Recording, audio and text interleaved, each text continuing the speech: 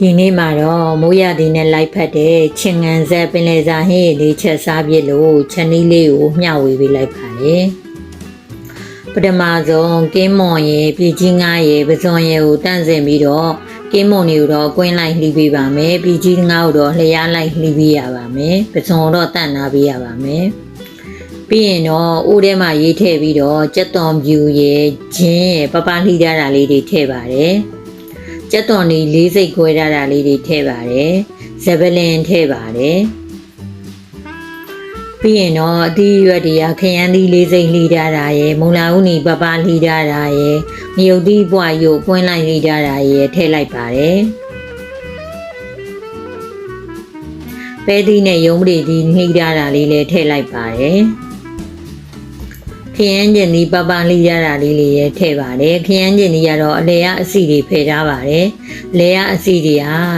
ဒီဘက်နာအတွက်မကောင်းပါဘူးเนาะကြိုက်ခဲအတွက်လည်းမကောင်းပါဘူးပြီးရင်တော့အိုးဖုံးအုပ်ပြီးခဏတည်ထားပေးပါတယ်တီးရွက်လေးတွေရပြီဆိုရင်ခုနအတန့်စင်နာတယ်ပြီးကြီးငါးရယ်ကင်းမွန်ရယ်ပစွန်ရယ်ထည့်လိုက်ပါတယ်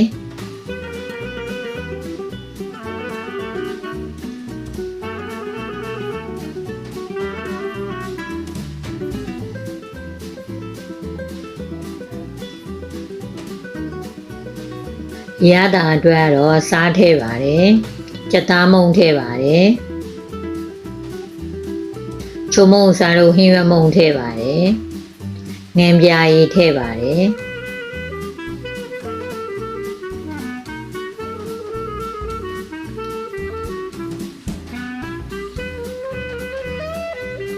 ပြီးရင်တော့အလုံးကိုသမအောင်မှွေပေးလိုက်ပါတယ်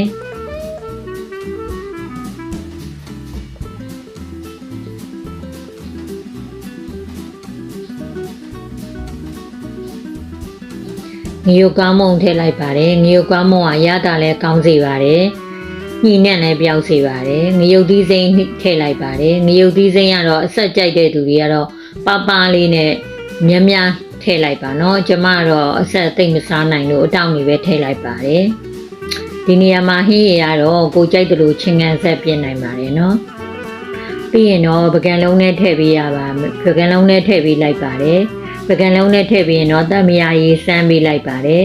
ဒီအချိန်မှာတမယာရေကိုဟင်းချက်နေတော့မထည့်ရပါဘူးဟင်းကိုအောက်ချတာပဲဖြစ်ဖြစ်ပကံလုံးနဲ့ထည့်ပြီးမှပဲဖြစ်ဖြစ်စမ်းပေးရပါတယ်ချက်နေတော့ထည့်ရင်ခါဝတယ်လို့ပါခုဆိုရင်တော့ရတာရှိလာတဲ့ပင်လယ်စာဟင်းတစ်ခွက်ရရှိပါပြီနော်ကြည့်ရှုပေးတဲ့အတွက်အားလုံးကျေးဇူးအများကြီးတင်ပါတယ်ရှင်